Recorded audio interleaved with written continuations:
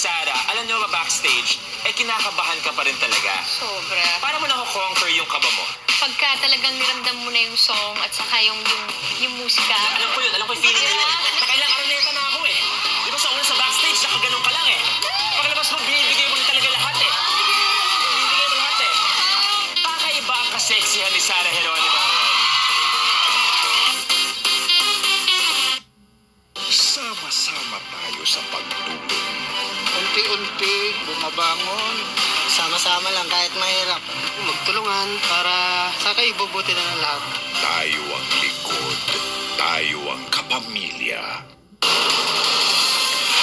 Sa ulo ng mga nagbabagang balita, ama ng estudyanteng namaril na iwan umano ang kanyang dalawang armas sa loob ng sasakyan na ginamit para ihatid ang bata sa eskwelahan. Mga estudyante, magulang at iba pang nakaranas ng matinding trauma sa nangyaring pamamaril sa loob ng paaralan sa Zamboanga City, isinailalim sa psychosocial intervention.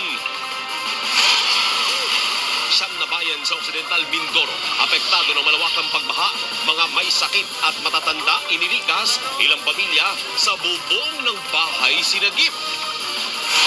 Consumer nagulantang matapos makatanggap ng 1.6 million pesos na Meralco bill.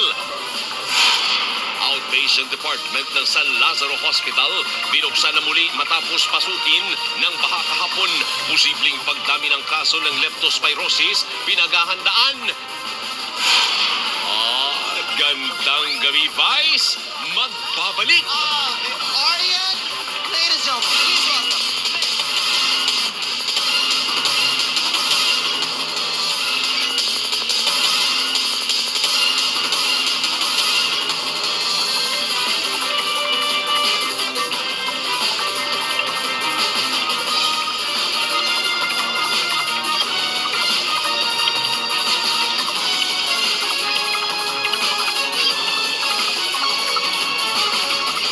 Live mula sa ABS-CBN News Center, Manila. Ito ang TV Patrol!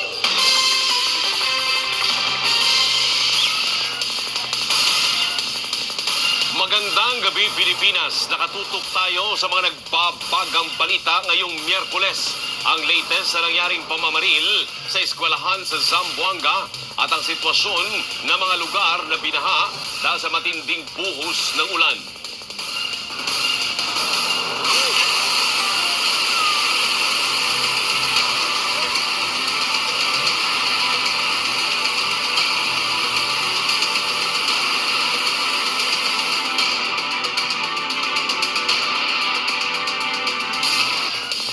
Isa ang bayan ng Abra de Ilog sa Occidental Mindoro sa pinakamatinding napuruhan ng baha at nadulot po ng habagat. May ilang bahay sa gilid ng ilog na gumuho. Live mula sa Abra de Ilog nagpapatrol, Dennis. Dato Dennis, malalim pa rin bang baha dyan? Alvin, sa sumandaling ito ay nag-umpisa na humupa ang baha sa maraming lugar dito sa Occidental Mindoro, gaya dito sa aming kinaroroonan, dito sa Abra de Ilog. Pero malawak ang iniwang pinsala nitong pagbahang ito, lalo na sa sektor ng agrikultura. Sa isang iglap,